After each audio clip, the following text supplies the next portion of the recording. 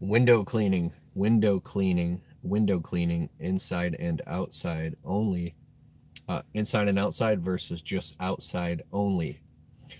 I'm making this video because I want to ask you. I've talked to quite a few different window cleaners that I've met at conventions, and primarily window cleaners who mainly do pressure washing and window cleaning, say that they don't clean the inside of the windows for the customers.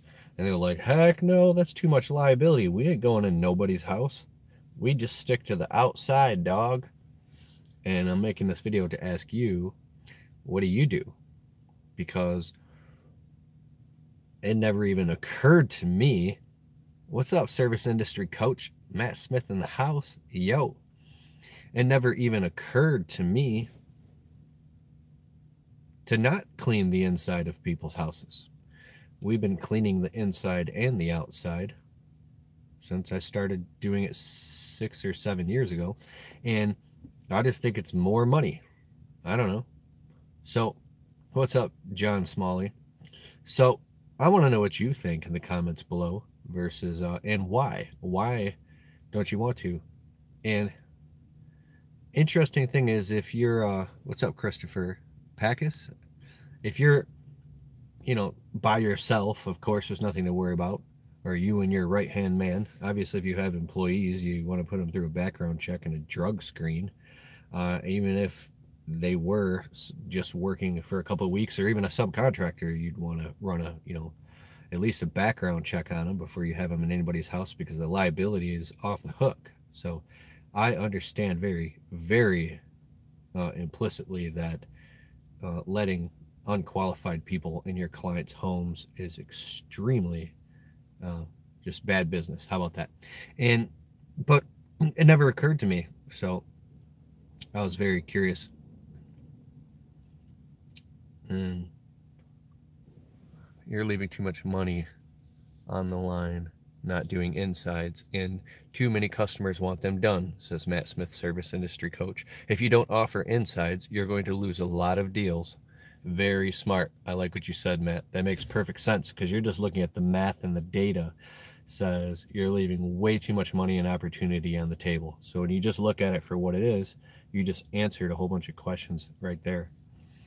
And I think my buddy DJ Carroll, they don't go inside of houses. And so anyways, we're about to get absolutely swamped with window cleaning. We have a lot right now going on, but because we do landscaping and window cleaning, and now the wave is coming hard, and we're in Michigan, so not only all the regular clients, but all the new clients.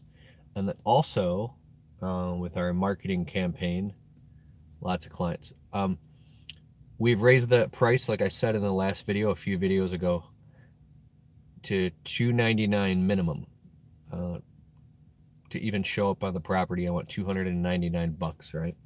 Now, that rule can be broken. A lot of people think about this stuff, and I heard Luke, the window cleaner, the other day. I saw a video where he was saying, yeah, but what if the neighbor wants something done, and it's literally right there, and it's $100? You're not going to turn that down. So that's when I think the rule should be broken, is when it is very convenient. But convenient money sometimes has a snare. It's a bear trap in disguise. So after, I think, being pissed off and going through so many frustrations in any small business, you kind of get to the point where you get really clear about, because you have to make your margins no matter what, So that's what I wanted to say. Also, I want to know what you guys think. I've been trying out House Call Pro for booking and running my business. I think it's really, really cool. So I want to know what you think about that. And what else was I going to say?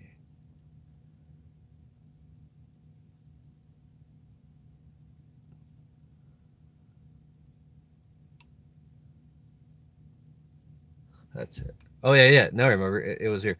Luke, I was just talking about you, man. How you're talking about breaking the rule. What's your thoughts on gutters, John Smalley? We only do walkable houses. When I first started window cleaning, we got into gutter cleaning, I found myself up on some 2.5-story roofs with pitches like this, terrified of whether or not I should lie to the customer and said I did that section when I really didn't do it, and I couldn't get myself to lie to a customer. So literally going down feeling like a complete asshat, telling the customer, "Oh, I did everything except for that little bit right there because I couldn't get it." And it's like so high, I didn't have like $500 to go or even want to invest in a ladder to do something that high. And then I've also taken on gutter cleaning jobs, since you've asked, where, we managed to clean out all the gutters, but then the customer wanted all the little tiny microscopic stuff flushed out with a hose. So now when we do gutters, we say we only do walkable roofs, 1-stories. If it's a 2-story walkable or split level, it has to be walkable. We don't sit there by hand and clean it all out. If you do, it's an extra charge. It's going to be double.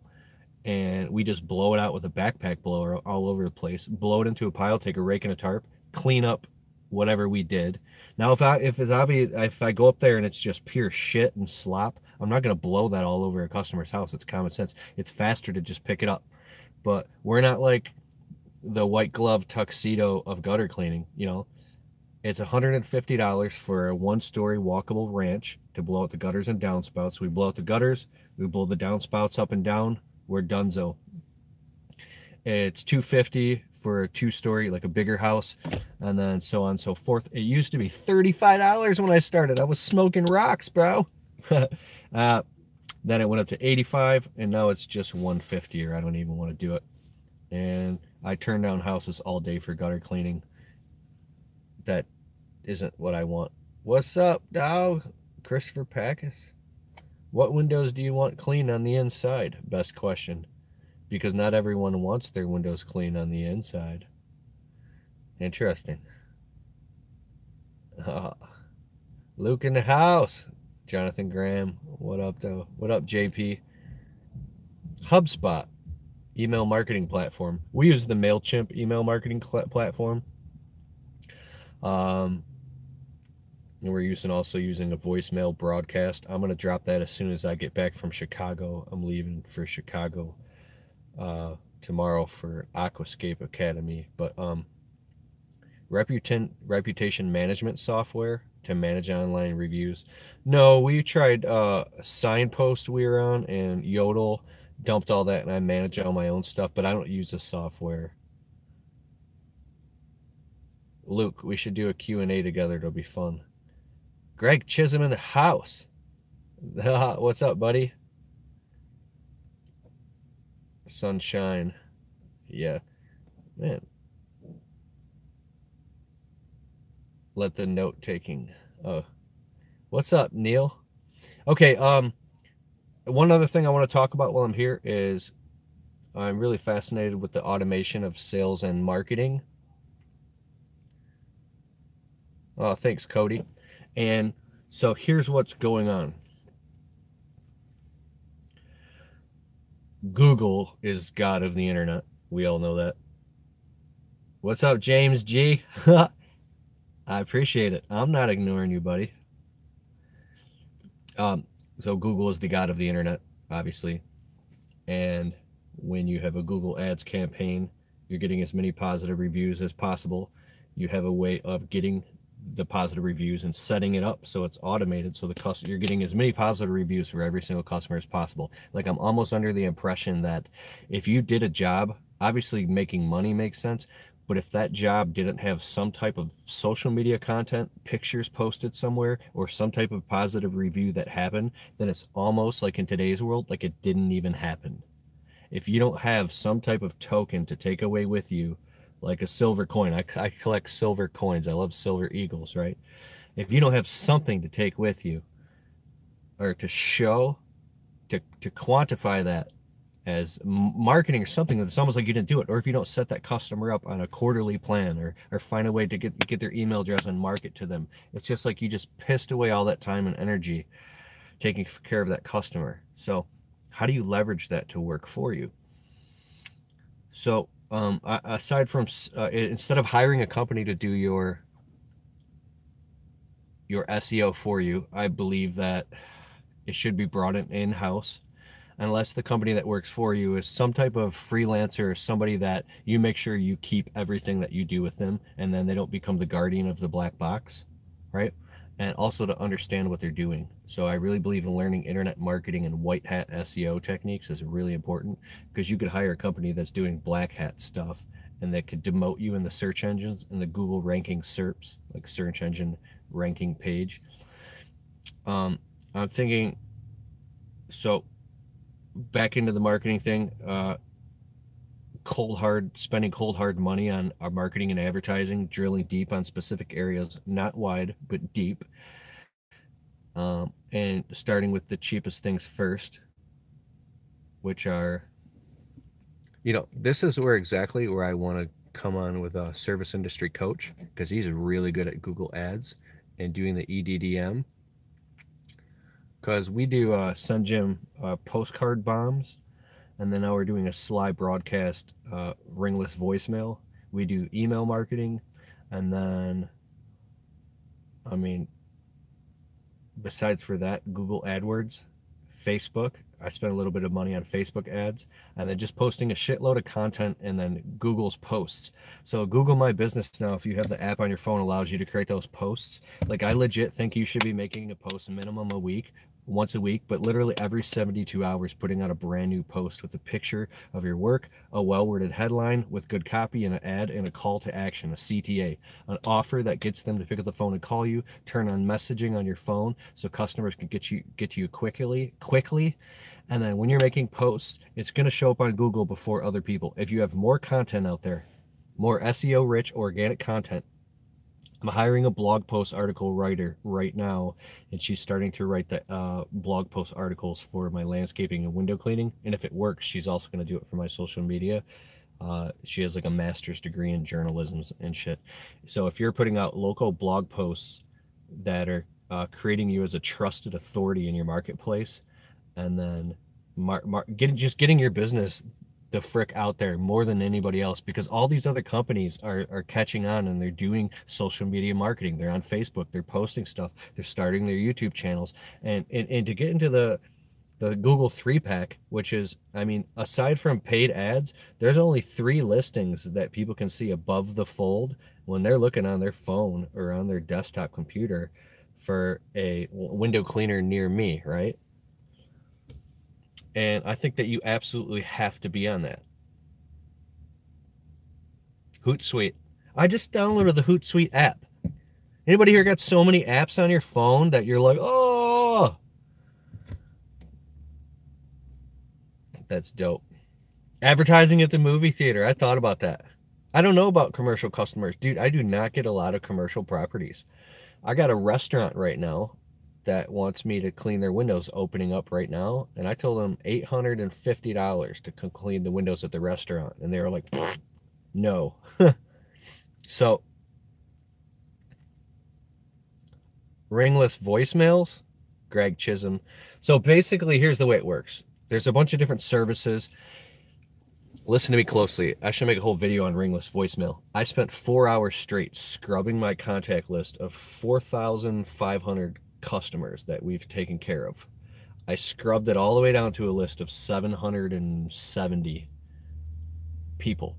These are the people I want to work with. So you record a pre-recorded into your phone, and you say, for instance, listen to me clearly. Hi, this is Keith with Kelfis Window Cleaning. The reason I'm reaching out and calling you today is because I'm looking at our records, and it shows we've done some work for you in the past, and the spring is rolling around. So if you're looking to have your windows clean, just letting you know our schedule is filling up kind of fast, so we're putting some urgency in there, and we're looking to see if you wanted to book to get your windows cleaned again. Could you give us a call? Here's my phone number, or you can call me, reach me, Keith@kelfisservices.com, and let's get you on the schedule and get you taken care of. Okay, thank you. Boom. If it sounds good, you upload it into the Ringless voicemail software. After you export all your Google contacts via CSV and bring them into a spreadsheet, scrub them out, and then you export all the phone numbers, upload them into the Ringless voicemail software. Now you have 700 people that you've numbers you have. And now you can set it Wednesday at 3 p.m. Boop. What happens is 700 people's phones ring, and then, but their phone doesn't ring. It might ring a half a ring, but it goes straight to voicemail. And then they check their voicemail, and then they get that message, and they think it is from you. They think it's from you. Like, just you. But they don't know that you made that message for 700 people. Here's what happens when you do that. Your phone rings off the hook. Like, I ain't even gonna lie right now. I'm scared. I'm scared. I'm literally scared. I've got it preloaded and locked. I bought all the credits. I've got it all ready to go. All I have to do is press one button, and 770 people are gonna get called. Our phone's already ringing. I got a secretary. I'm about to hire a calling service right now. Maybe Jill's office. I heard the Sid Graff's Squeegeology talked about Jill's office. They're professional phone answering girls that pick up the phone, and they I just want to make sure they can close jobs over the phone, like with Google Earth. So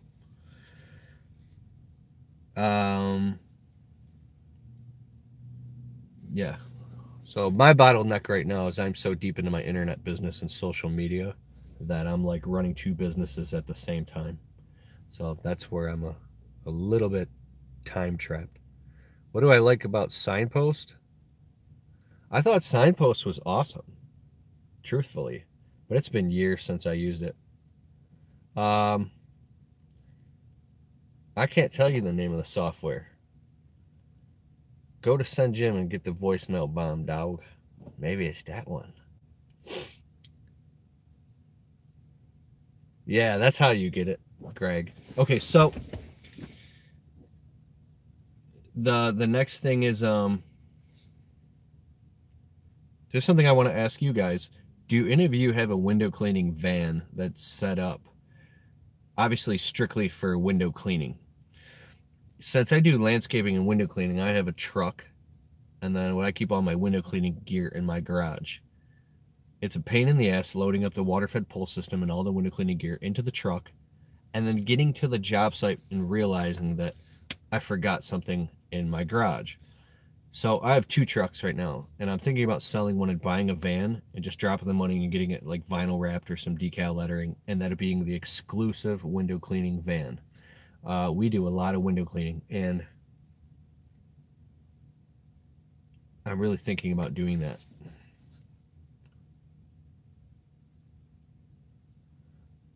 The amount of packages to supply, 3 or more. I'd say 3. Right now, I'm just trying to upsell the customer on everything that I see while I'm there. So I don't have a package printed out yet, and I have to get on top of that. I've got too many irons in the fire, but that's beautiful. I saw a package by Bobby, Journey of a New Entrepreneur, Bobby Walker. So his quote sheet had every single service that he offered, power washing, window cleaning, driveway, roof cleaning, gutter cleaning, everything, right? And then he would have it all, and he would just check it all off and put the totals and then a grand total at the bottom so they know what they would get.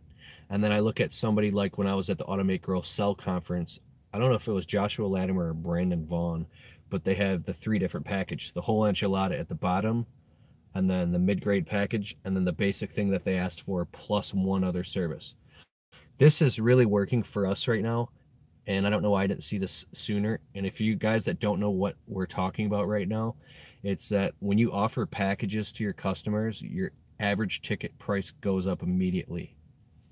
So our average ticket price went up from $650 up to, it fluctuates between $960 and $1150. So we're sitting at about $1,000 average ticket price. Now I do landscaping and window cleaning, so don't like freak out if you're like, in window cleaning? No, hell no. But Yeah, dude. If you guys don't see that, I'll put a link below this video after. There's a video I did with Bobby Walker. Fast forward the video into like 7 minutes in. Dude, he gives some freaking golden nuggets about his 5-star review process and packages. It's really good. Bobby Walker's a guy who's doing 350 grand in his business within 24 months. He just got it dialed in because he's really paid attention to what the guys that are winning are doing. So,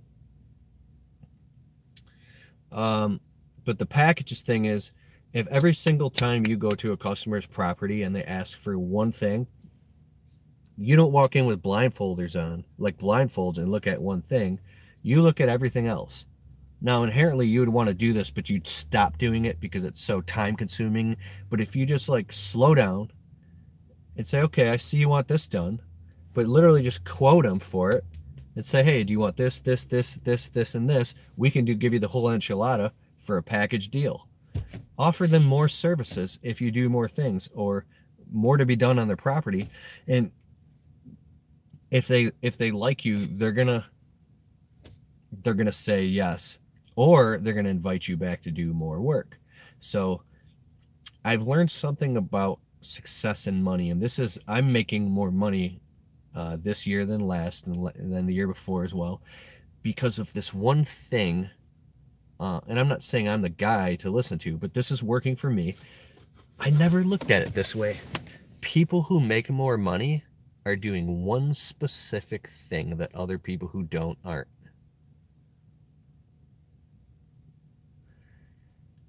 All they're doing is making more offers more often. Making an offer.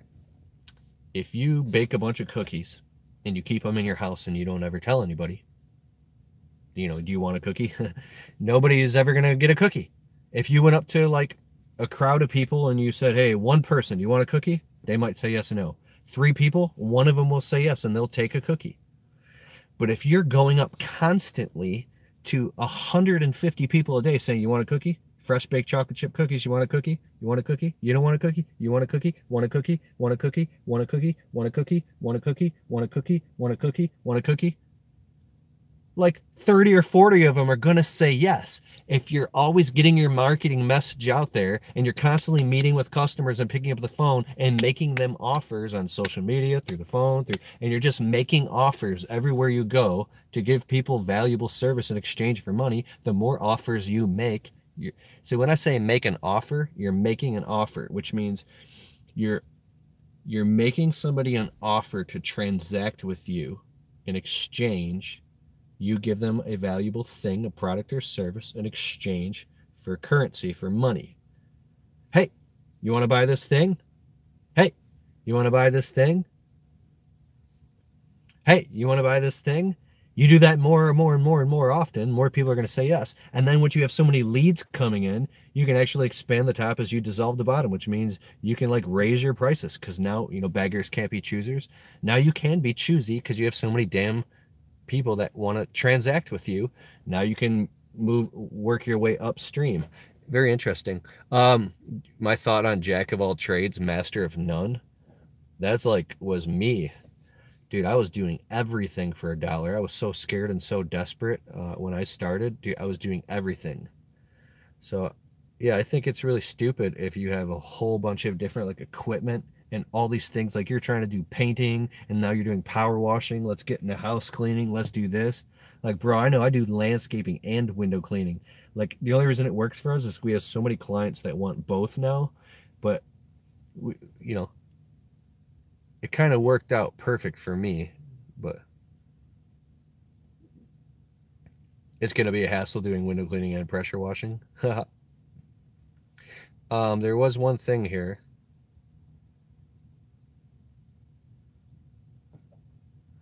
Casey Lee, dude, have you seen John Lange?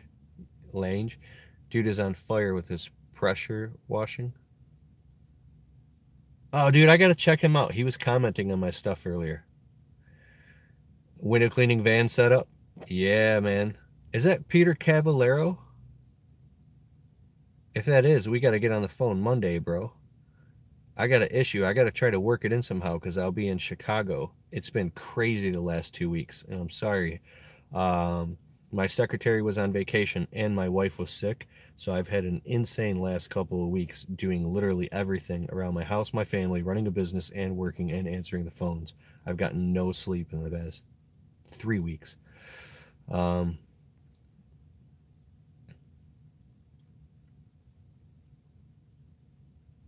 Starting my own franchise. Okay, so I think that's about it. I'm not going to keep you guys on here so long. Oh yeah, the thoughts on Jack of Trades, Master of None, Squeegee Brothers. So I had this kid who worked for me when I back in the day, and he became a friend, and he had the entrepreneur seizure, and he started his own small business. This was hilarious. He goes, Keith, I've got this genius idea. I'm going to be a millionaire. I'm like, what is it? Because he wasn't the type of guy to blow smoke. He goes, dude, it's the most genius business name and idea ever. And now we're in the truck. He's like, are you ready? I'm like, dude, just tell me what it is. He's like, bro, this is genius. I'm like, just tell me. He goes, you ready? And this is what he was going to name his business. He's like, bro, I've already got the design. I'm going to pay. I'm going to get the logos. I'm going to get the business cards, the shirts, the bumper stickers, the magnets. He was ready to go all in on this business name. He's like, and don't you steal it, because this is going to be genius. I go, what is it? He goes, you ready? Jack of all trades. I know. Fucking genius, bro. Jack, he goes, and I'm gonna have, like, you know how they got like the playing cards at the casino? It's gonna be like a jack and a spade in the middle. It's gonna be called Jack of all trades, bro. Isn't that genius? And I'm sitting there and I was like, I'm driving and I'm like,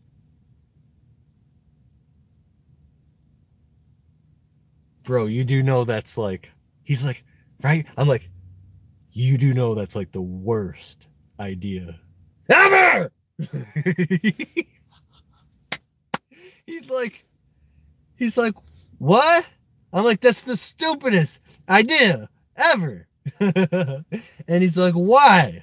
And he had no idea. And I was like, I know, like, that's what I was thinking too when I started. I was like, Jack of all trades. Oh my God, we could do it all. I'm gonna be rich. Exactly, bro. Now, here's the funny thing. I was on the phone with my friend David Carroll of Lion Share Maintenance. He's a genius, dude. I was on the phone with him. I'm like, bro, we do landscaping, window cleaning, tree service. I got to get rid of some of this shit, man. I can't have guys showing up to work. 1 minute they're learning how to squeegee. Next minute, motherfucker's jagging branches. And the next minute, he's digging, planting. These guys are going to be confused, man. What did I do here?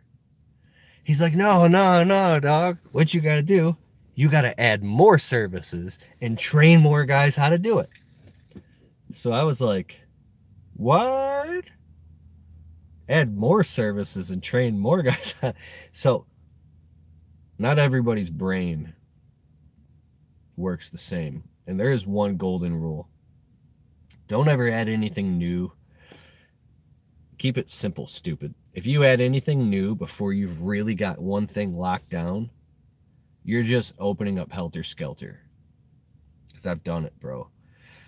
I have a funny video on this channel that I actually took down and I made it private. And then I re-released the video. It's called My Pressure Washing Business Nightmare Story. Bro, I thought pressure washing was simple as it looks on the outside. Hell no. And excuse me. So, just like window cleaning, people take it for granted. They think it's so easy. Do you need to clean windows for like 3, 4, 5 years before you're like really can get in and out of a house or a property really fast, and you've been through every little subtlety? So anyways, thank you so much for your time, my friends. It's been fun. You guys rock. And as well, check the links in the description below. Hit the subscribe button, hit the thumbs up, and I'm going in the house. Later, my friends. Peace out. I'll be putting out some window cleaning vlogs soon. I'm getting a GoPro Hero 7. It should be in the mail right now. I gotta check. But it's hard to post video content of residential window cleaning too much because going in and out of people's houses, it's a little more difficult. I had some videos in the beginning that I took down because I was like legit in people's houses, discreetly filming and not showing anything, but I wasn't aware. Like I took all those videos down because, you know,